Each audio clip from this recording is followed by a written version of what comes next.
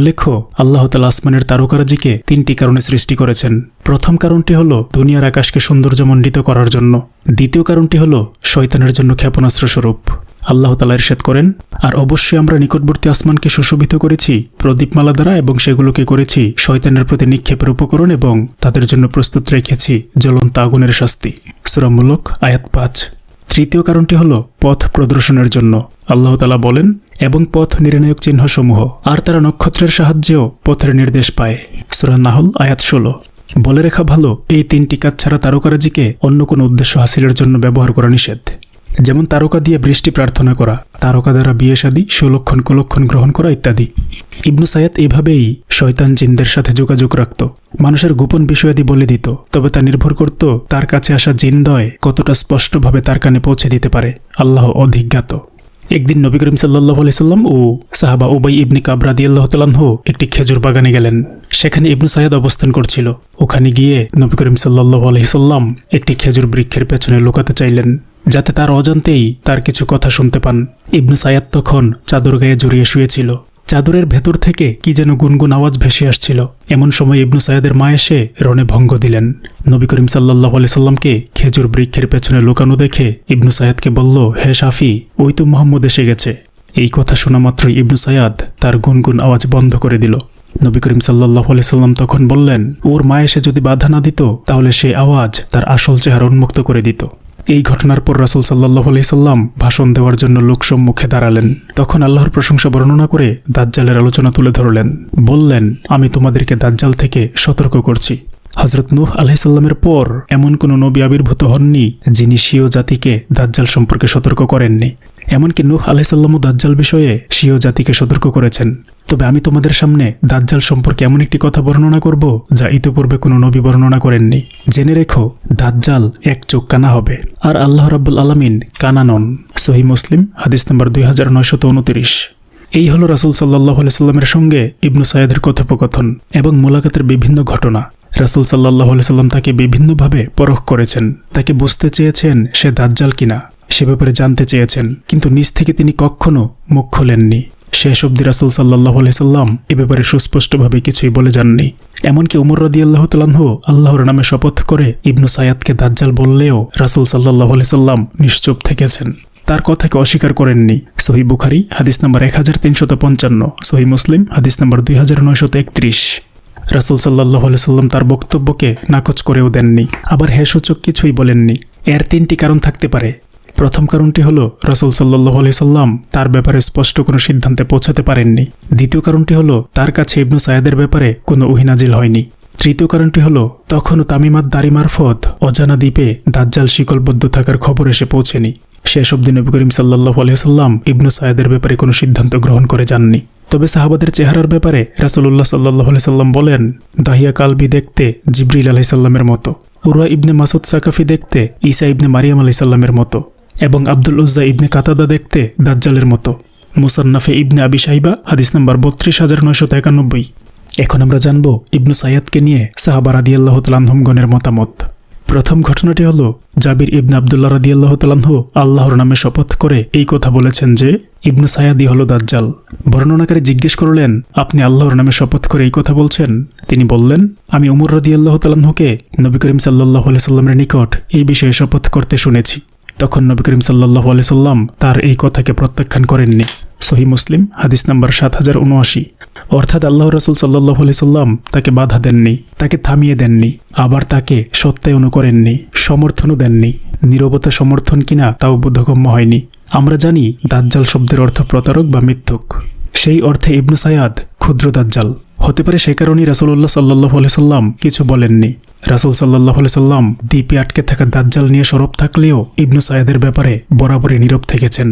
অথবা তখনও নির্জন দ্বীপে শিকল আবদ্ধ থাকা দাজ্জালের খবর রাসূল সাল্লাল্লাহু আলাইহি সাল্লাম এবং সাহাবা কিরামগণের কাছে পৌঁছায়নি। আল্লাহ অধিজ্ঞাত। দ্বিতীয় ঘটনাটি হলো উমর রাদিয়াল্লাহু তাআলা আনহুর ছেলে আব্দুল্লাহ ইবনে উমর রাদিয়াল্লাহু তাআলা আনহু বলেন, ইবনু সাইয়াদের সঙ্গে আমার 2বার সাক্ষাৎ হয়েছে।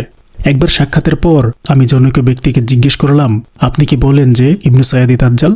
জবাবে সে বলল, আল্লাহর শপথ, কখনো না। আমি বললাম, তাহলে তো আমাকে মিথ্যা বলেছেন। আল্লাহর কসম, আপনাদের জনৈক ব্যক্তি তো আমাকে এই মর্মে সংবাদ দিয়েছে যে সে মৃত্যুবরণ করবে না যতক্ষণ পর্যন্ত সে আপনাদের মধ্যে সর্বাধিক বিত্তশালী এবং সন্তান সন্ততি সম্পন্ন না হবে। আজ তো অনুরূপই হয়েছে। অতঃপর ইবনু সায়াদ আমাদের সাথে আলোচনা করল। এরপর আমি তাকে ছেড়ে চলে আসলাম। ইবনু সায়াদের সঙ্গে আব্দুল্লাহ ইবনে ওমর রাদিয়াল্লাহু তাআলা আনহুর আরেকবার সাক্ষাৎ হয়। তখন ইবনু সায়াদের চোখ ফুলে উঠেছিল। তিনি তাকে বললেন, তোমার চোখের এই অবস্থা কেন হলো? সে বলল, আমি জানি না। আমি বললাম, সেটি তোমার মাথায় রয়েছে অথচ তুমি জানো না?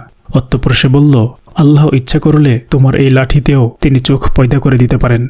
এরপর সে গাধার মতো বিকট এক আওয়াজে চিৎকার করে উঠল। ইবনে ওমর রাদিয়াল্লাহু তাআলা আনহু তার সঙ্গে থাকা লাঠি দ্বারা তাকে প্রহার করলেন। এর ফলে লাঠিটি ভেঙে টুকরা টুকরা হয়ে গেল।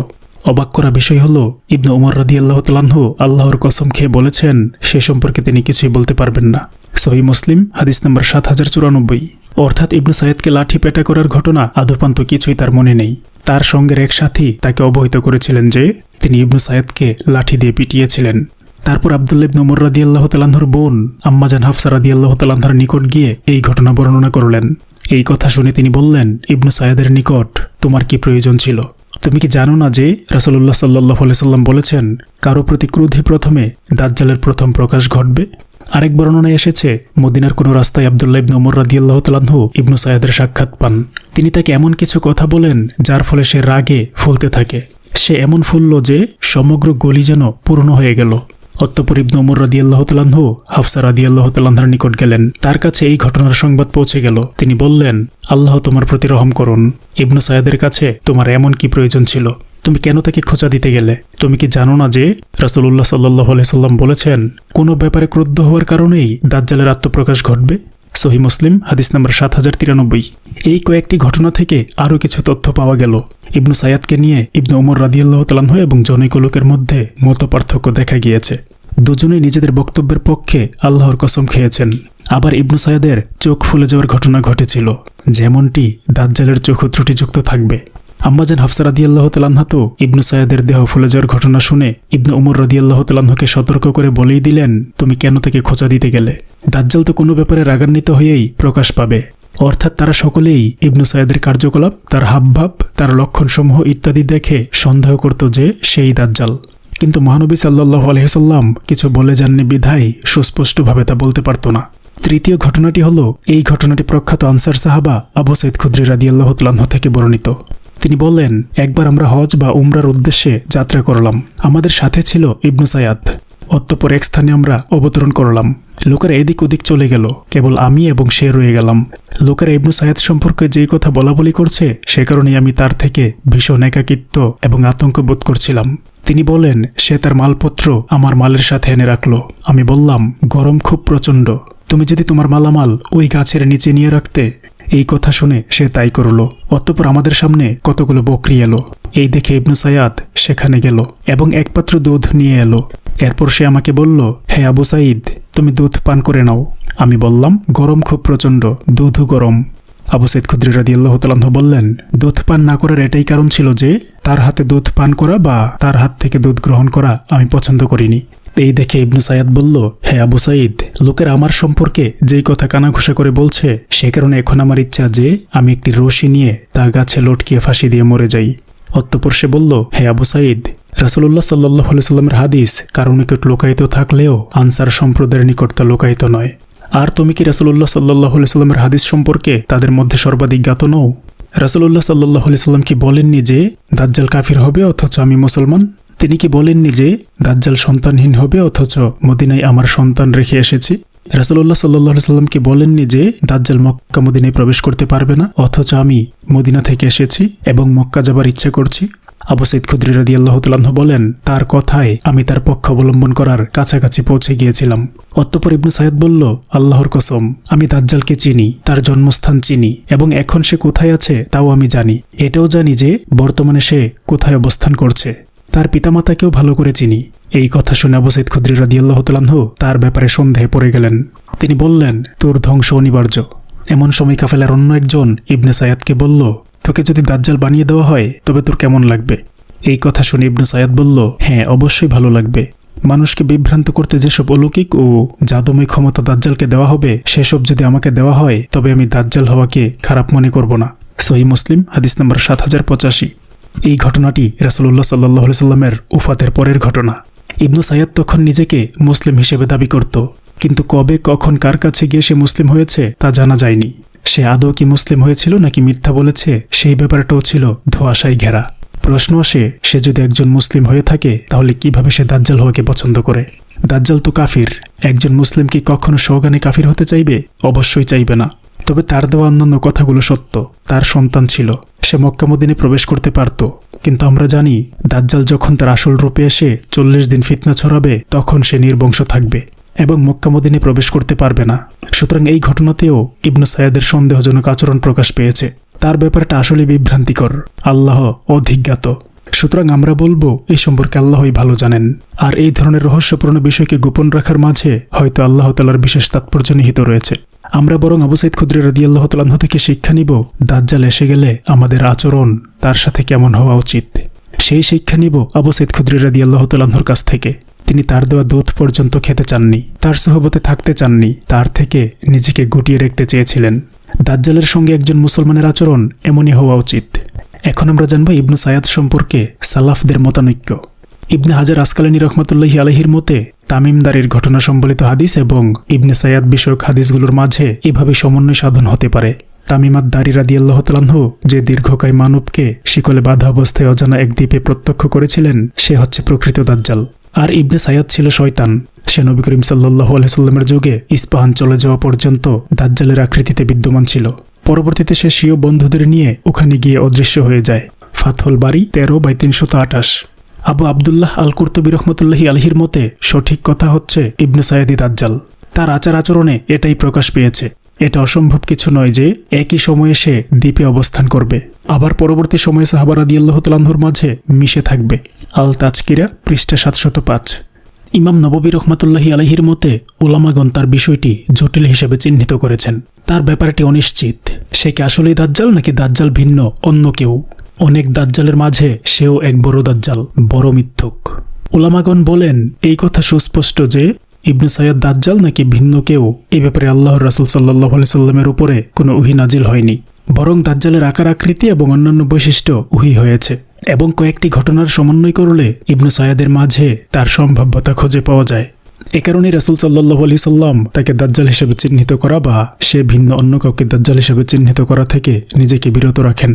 এ কারণেই তিনি উমর রাদিয়াল্লাহু তাআলা আনহুকে বলেন, সে যদি দাজ্জাল হয় তবে তুমি তাকে হত্যা করতে পারবে না। এবং ইবনু সাইয়াদ সে যুক্তি পেশ করে যে সে একজন মুসলিম আর দাজ্জাল একজন কাফির। সে এও বলে তার সন্তান ছিল, কিন্তু দাজ্জালের কোনো সন্তান থাকবে না। এমনকি সে মক্কা মদিনায় প্রবেশ করতে পারে, কিন্তু দাজ্জাল প্রবেশ করতে পারবে না। তার এই যুক্তির আসলে কোনো উত্তর নেই। রাসূল সাল্লাল্লাহু আলাইহি সাল্লাম শুধুমাত্র ফিতনার সময় সে কেমন হবে তার বর্ণনা দিয়েছেন, আর দুনিয়াতে তার বিচরণ কেমন হবে তার বর্ণনা দিয়ে গেছেন। তাছাড়া তার ব্যাপারটা অনিশ্চয়তায় ঢেকে যায় যখন সে আল্লাহর রাসূল সাল্লাল্লাহু আলাইহি সাল্লামকে পাল্টা জিজ্ঞেস করে, আপনি কি বিশ্বাস করেন আপনি আল্লাহর রাসূল? এই কথা তাকে একজন বড় মিথ্যুক হিসেবে প্রমাণিত করে। এমনকি সে বলতো তার কাছে কখনো মিথ্যুক আসে, আবার কখনো সত্যবাদী আসে, এবং সে পানির উপরে সিংহাসন দেখতে পায়। সে আরও বলতো সে দাজ্জাল হতে অপছন্দ করবে না, এবং সে দাজ্জালের অবস্থান জানে। তার ভাষায়, নিশ্চয়ই আমি দাজ্জালকে চিনি, আমি তার জন্মস্থান এবং সে কখন কোথায় আছে তাও আমি জানি, এবং তার শরীর ফুলে ফেঁপে ওঠা, ফুলতে ফুলতে মদিনার গলি ভরাট হয়ে যাওয়া, বাহ্যিকভাবে তার ইসলাম প্রদর্শন, হজ ব্রত পালন, জিহাদে অংশগ্রহণ, আগে কেমন ছিল তার অস্বীকার করা, তার এই সমস্ত ঘটনার পরিপ্রেক্ষিতে সুস্পষ্টভাবে প্রমাণিত হয় না যে সে দাজ্জাল নয়। শারহুল মুসলিম 18/46-47। সুতরাং নববী রহমতুল্লাহি আলাইহির আলোচনা থেকে এটাই বোঝা যায় যে ইবনু সাইয়াদই দাজ্জাল। ইমাম শৌকানী রহমতুল্লাহি আলাইহির মতে ইবনু সাইয়াদের ব্যাপারে আলিমগণের মতভেদ রয়েছে। তার ব্যাপারটা এতটাই জটিলতায় রূপ নিয়েছে যে তার ব্যাপারে সব ধরনের মতামত ব্যক্ত করা হয়েছে। তবে সকল হাদিস থেকে এটাই প্রতীয়মান হয় যে আল্লাহর রাসূল সাল্লাল্লাহু আলাইহি সাল্লাম তার দাজ্জাল হওয়া বা না হওয়ার ব্যাপারে নিশ্চিত ছিলেন না, কোনো মীমাংসাও করে দেননি। এর পিছনে দুইটি কারণ থাকতে পারে। প্রথমত, রাসূলুল্লাহ সাল্লাল্লাহু আলাইহি সাল্লাম মন্তব্য করেননি যতক্ষণ না আল্লাহ রাব্বুল আলামিন তাকে অবগত করেন। এ কারণেই উমর ইবনুল খাত্তাব রাদিয়াল্লাহু তাআলা আনহু আল্লাহর নামে কসম খাওয়ার ব্যাপারটাও তিনি বাজেয়াপ্ত করেননি। দ্বিতীয়ত, আরবের লোকেরা কখনো কখনো তাদের বাচন ভঙ্গির মাধ্যমে এমন কিছু প্রকাশ করে যেন তাতে সন্দেহের সৃষ্টি হয়। যদিও সেই ব্যাপারটা সন্দেহজনক নয়। সকল দলিলাদির মধ্য থেকে একটি ঘটনা প্রমাণ করে দেয় যে সেই প্রকৃত দাজ্জাল, যা সহিহ সনদে বর্ণিত হয়েছে মুসান্নাফ আব্দুর রাজ্জাক 11/396 তাহকিক হাবিবুর রহমান আল আজামি এ বর্ণিত একটি হাদিসে। উক্ত হাদিসে এসেছে, ইবনে ওমর রাদিয়াল্লাহু তাআলা আনহু বলেন, একদিন আমার সঙ্গে ইবনু সাইদের সাক্ষাৎ হয়। তার সাথে ছিল একজন ইহুদি এবং দেখলাম তার চোখ ফুলে গেছে এবং গাধার চোখের মতো বড় হয়ে গেছে। আমি আল্লাহর কসম খেয়ে তাকে বললাম, ইবনু সাইয়াদ, কখন থেকে তোমার চোখ এরকম ফুলে বড় হয়ে গেল? সে বলল, মহিমান্বিত রবের কসম, আমি জানি না। আমি বললাম, তুমি মিথ্যা বলছো, তোমার চোখ তো মাথাতেই রয়েছে, অথচ তুমি জানো না। অতঃপর সে তার চোখে হাত দিল এবং নাকের ছিদ্র দিয়ে গাধার মতো 3 বার চেঁচিয়ে উঠল। নাইলুল আওতার, শাহর মুন্তাকা আল আখবার 7/230-233। সহি মুসলিমের এক হাদিসেও এইরকম একটি বর্ণনা আছে। উপরোক্ত আলোচনা থেকে বোঝা গেল, ইমাম শৌকানী রহমতুল্লাহি আলাইহি যারা ইবনু সাইদকে দাজ্জাল বলেছেন, তিনি তাদের পক্ষে। ইমাম বাইহাকি রহমতুল্লাহি আলাইহির মতে তিনি সম্পূর্ণ ভিন্ন মত পোষণ করেছেন। তিনি তামিম আদ-দারি বর্ণিত ঘটনার জের ধরে বলেছেন, সেই হলো প্রকৃত দাজ্জাল, যে কিনা শেষ জামানায় আত্মপ্রকাশ করবে, অর্থাৎ অজানা দ্বীপে শিকলাবদ্ধ বিশাল মানব। ইবনু সাইদ দাজ্জাল নয়, বরং ইবনু সাইদ হল মিথ্যুকদের মাঝে এক বড় মাপের মিথ্যুক। এইরকম মিথ্যুকের ব্যাপারে আল্লাহ রাসূল সাল্লাল্লাহু আলাইহি সাল্লাম ভবিষ্যৎবাণী করে গেছেন। কিয়ামতের আগে 30 জন ভণ্ড নবী আসবে, তারা প্রত্যেকেই নিজেদেরকে নবী দাবি করবে। ইতিমধ্যে বেশিরভাগ মিথ্যুকেরই আত্মপ্রকাশ ঘটেছে। সামুরা ইবনে জুনদুব রাদিয়াল্লাহু তাআলা আনহু কর্তৃক বর্ণিত এক হাদিসে এসেছে, ততক্ষণ পর্যন্ত কিয়ামত আসবে না যতক্ষণ পর্যন্ত না 30 জন নবী দাবি করা মিথ্যুকের আত্মপ্রকাশ ঘটবে এবং সর্বশেষ জন হবে একচোখা মিথ্যুক। ইমাম আহমদ সহিহ সনদে হাদিসটি বর্ণনা করেছেন। যারা ইবনু সাইদকে দাজ্জাল বলেছেন, তাদের কাছে হয়তো তামিম আদ-দারি বর্ণিত হাদিসটি পৌঁছেনি। তা যদি না হয়ে থাকে, তাহলে ইবনু সাইদ এবং তামিম আদ-দারি বর্ণিত দাজ্জালের মধ্যে সামঞ্জস্য করা বেশ ঝামেলাপূর্ণ। এটা কিভাবে সঙ্গতিপূর্ণ যে একই সাথে নবীযুগে একজন কৈশোরে পা দেওয়া বালক রাসূল সাল্লাল্লাহু আলাইহি সাল্লামের সাথে সাক্ষাৎ করে বিভিন্ন প্রশ্নের মুখে পড়ে, আবার সেই বালকটি অজানা দ্বীপে শিকলাবদ্ধ একজন পূর্ণবয়স্ক দানবাকৃতির মানুষ হিসেবে অবস্থান করে এবং জিজ্ঞেস করে, তোমাদের মাঝে নিরক্ষরদের নবী এসেছেন কিনা? সুতরাং এটাই উত্তম মত যে যারা ইবনু সাইদকে দাজ্জাল বলে অভিহিত করেছেন, তারা তামিম আদ-দারির ঘটনার সাথে পরিচিত নন।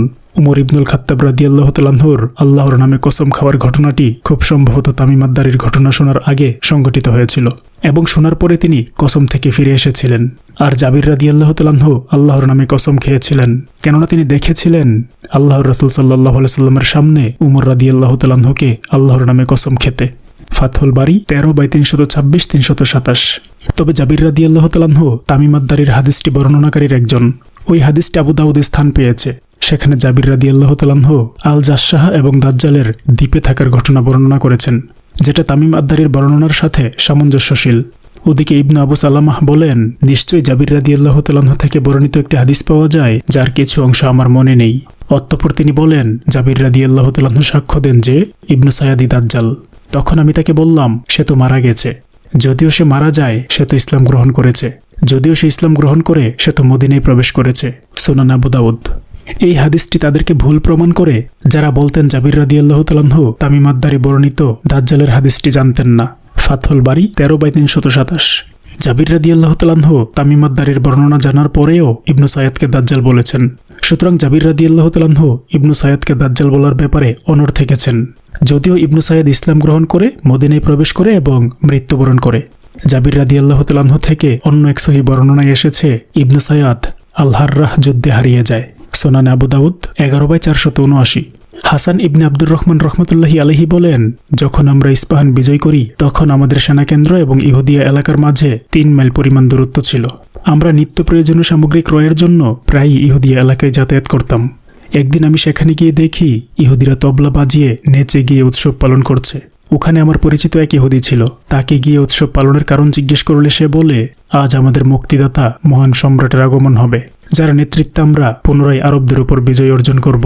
তার উত্তর শুনে আমি সেই রাতটি পাশের পাহাড়ের উঁচু একটি টিলার উপরে কাটালাম। যখন ভোর হয়ে সূর্যোদয় হলো, তখন আমাদের সেনাকেন্দ্রের দিক থেকে ধুলাবালি উঠতে দেখা গেল। আমি দেখলাম এক ব্যক্তি এগিয়ে আসছে, যার পরনে রাইহান সুগন্ধিযুক্ত পোশাক ছিল। ইহুদিরা তখন আরও বেশি নাচানাচি করছিল। কিছুটা নিকটে আসার পর যখন আমি লোকটাকে ভালো করে প্রত্যক্ষ করলাম, তখন দেখি সে হলো ইবনে সাইয়াদ। এরপর সে ইহুদি এলাকায় প্রবেশ করে এখন পর্যন্ত সে ওখান থেকে ফিরে আসেনি। ফাতহুল বারি 30/43। তারিখে ইস্পাহান 1/14। ইবনে হাজার রহমাতুল্লাহি আলাইহি বলেন, জাবির রাদিয়াল্লাহু তাআলা আনহুর তথ্য মোতাবেক ইবনু সায়াদকে হাররাহ এর যুদ্ধে হারিয়ে ফেলার ঘটনা এবং হাসান ইবনু আব্দুর রহমানের তথ্যের মধ্যে মিল নেই। এই দুইটি বর্ণনা মানানসই নয়। ইস্পাহান বিজয় হয়েছিল উমর রাদিয়াল্লাহু তাআলা আনহুর খিলাফতের সময়, যার বর্ণনা এসেছে আবু নুআইমের তারিখে। উমর রাদিয়াল্লাহু তাআলা আনহুর মৃত্যু আর মুসালামার বিরুদ্ধে হাররাহ এর যুদ্ধের মধ্যবর্তী সময়ের ব্যবধান কমপক্ষে 40 বছর। তবে এই দুইটি ঘটনার মীমাংসা ঘটানো যেতে পারে, কেননা ইস্পাহানের ঘটনার সাক্ষী ছিলেন হাসানের পিতা। কেননা তিনি বলেন, যখন আমরা ইস্পাহান বিজয় করি, এই কথা দ্বারা সময় নির্ধারণ করা যায় না। ফাতহুল বারী 3/328। আশ্চর্যের বিষয় হল, দাজ্জাল যে স্থান থেকে আত্মপ্রকাশ করবে, ইবনু সায়াদ সেই ইহুদি এলাকাতেই গা ঢাকা দিয়েছে। এই বিষয়টা বেশ চাঞ্চল্যকর। তাহলে কি ইবনু সায়াদই দাজ্জাল? এটি ছিল হাসান ইবনে আব্দুর রহমান রহমতুল্লাহি আলাইহির মত। শাইখুল ইসলাম ইবনে তাইমিয়াহ রহমতুল্লাহি আলাইহির মতে কিছু সাহাবা রাদিয়াল্লাহু তাআলা আনহুর কাছে ইবনু সায়াদের ব্যাপারটা ঝামেলাপূর্ণ। যারা মনে করতেন ইবনু সায়াদি দাজ্জাল, নবী করিম সাল্লাল্লাহু আলাইহি সাল্লাম তার ব্যাপারে সন্দিগ্ধ ছিলেন, যতক্ষণ না প্রমাণিত হয় যে সে দাজ্জাল নয়। বাস্তবিক পক্ষে সে ছিল ভাগ্য গণনাকারী এবং শয়তান জিনের দ্বারা আক্রান্ত এক ব্যক্তি। সে কারণেই রাসূলুল্লাহ সাল্লাল্লাহু আলাইহি সাল্লাম তার কাছে গিয়েছিলেন এবং তাকে পরীক্ষা করেছিলেন। আল ফুরকান বাইনা আউলিয়াউর রহমান ওয়া আউলিয়া আশ-শাইতান, পৃষ্ঠা ৭৭, দ্বিতীয় সংস্করণ। মুফাসসিরে কুরআন আল্লামা ইবনু কাসির রহমতুল্লাহি আলাইহির মতে এটা প্রতীয়মান যে সেই জামানায় যে দাজ্জাল আসবে, ইবনু সায়াদ সেই দাজ্জাল নয়। কেননা ফাতিমা বিনতে কায়েস রাদিয়াল্লাহু তাআলা আনহুর হাদিসটি এই মত পার্থক্যের অবসান ঘটিয়ে দেয়। আন নিহায়া ফি আল ফিতান ওয়াল মালাহিম 1/170। অর্থাৎ অজানা দ্বীপে শিকলে আবদ্ধ থাকা ব্যক্তিটি হল দাজ্জাল। সম্মানিত সুধী, এই হলো ইবনু সায়াদের ব্যাপারে সালাফগণ ও বিশেষজ্ঞগণের ইখতিলাফি মতামত। আপনারা দেখতে পাচ্ছেন, সবার কাছে যার যার দলিল থাকা সত্ত্বেও ইবনু সায়াদের ব্যাপারটা পরস্পর বিরোধী এবং অসঙ্গত। এ কারণে ইবনে হাজার রহমাতুল্লাহি আলাইহি ইবনু সায়াদের ব্যাপারে সকল মতামত একসাথে করে একটা চূড়ান্ত উপসংহার টানার চেষ্টা করেছেন। তিনি বলেন, তামিমাত দারি যাকে অজানা দ্বীপে শিকল পরিহিত অবস্থায় দেখেছেন, সেই হলো আসল দাজ্জাল। আর ইবনু সায়াদ হলো শয়তান, যে রাসূল সাল্লাল্লাহু আলাইহি সাল্লামের যুগে দাজ্জালের রূপ ধারণ করেছিল। অবশেষে ইস্পাহান এসে তার শয়তান বন্ধু কারিনের সঙ্গে হারিয়ে গেছে। এরপর আল্লাহর ইচ্ছায় তার নির্ধারিত সময়ে সে সেখান থেকে বের হয়ে আসবে। তবে এখানেও প্রশ্ন থেকেই যায়, কেননা ইমাম জাহাবি রহমতুল্লাহি আলাইহি বলেন, ইবনু সায়াদ রাসূল সাল্লাল্লাহু আলাইহি সাল্লামের মৃত্যুর পর ইসলাম গ্রহণ করেছিল। তার পিতা ছিল ইহুদি, তার এক চোখ ত্রুটিযুক্ত ছিল। অতঃপর রাসূল সাল্লাল্লাহু আলাইহি সাল্লামের ওফাতের পর সে মুসলিম হয়েছিল। সুতরাং সে ছিল একজন তাবেঈ, সাহাবাদের পরবর্তী প্রজন্ম। ইমাম জাহাবি রহমতুল্লাহি আলাইহি আরও বলেন, ইবনু সায়াদের এক সন্তানের নাম ছিল ইমারাহ। সে ছিল একজন বিশিষ্ট আলেম। সে ছিল তাবেঈ সাইদ ইবনে মুসাইবের সাথী বন্ধু। ইমাম মালিক রহমতুল্লাহি আলাইহি তার কাছ থেকে বেশ কিছু হাদিস বর্ণনা করেন। ইমাম জাহাবি রচিত তাজরিদ আসমাউল সাহাবা কিতাবে উল্লেখিত। প্রশ্ন হলো, ইবনু সায়াদ যদি শয়তান হয়, তাহলে তার মানুষের সন্তান হয় কিভাবে? কিভাবে তার সন্তান ইমারাহ একজন আলেম হয়? এই বিষয়গুলো ঝামেলাপূর্ণ। ইমাম বুখারী রহমতুল্লাহি আলাইহি ইবনু সায়াদকে ঘিরে এই ঝামেলাপূর্ণ বিষয়ে রীতি টানতে গিয়ে তারজিহ করেছেন। তারজিহ হলো কোনো বিষয়ের মতের উপরে অন্য মতকে প্রাধান্য দেওয়া। ইবনু সায়াদের ব্যাপারে তিনি জাবির রাদিয়াল্লাহু তাআলা আনহুর বর্ণিত উমর রাদিয়াল্লাহু তাআলা আনহুর বর্ণনাটি খাস করে নিয়েছেন। বলে রাখা ভালো, ইমাম বুখারীর কাছে ফাতিমা বিনতে কায়েস বর্ণিত তামিমাত দারির হাদিসটি কিন্তু পৌঁছেনি। সম্মানিত সুধী, ইবনু সায়াদ দাজ্জাল নাকি দাজ্জাল নয়, এই ইখতিলাফি বিষয়ে উম্মার কি করণীয়? সমাধান হাতের নাগালেই। প্রথমত আমাদের আল্লাহর রাসূল সাল্লাল্লাহু আলাইহি সাল্লামের দিকে ফিরে যেতে হবে, কেননা সেটাতে আমাদের জন্য কল্যাণ নিহিত রয়েছে।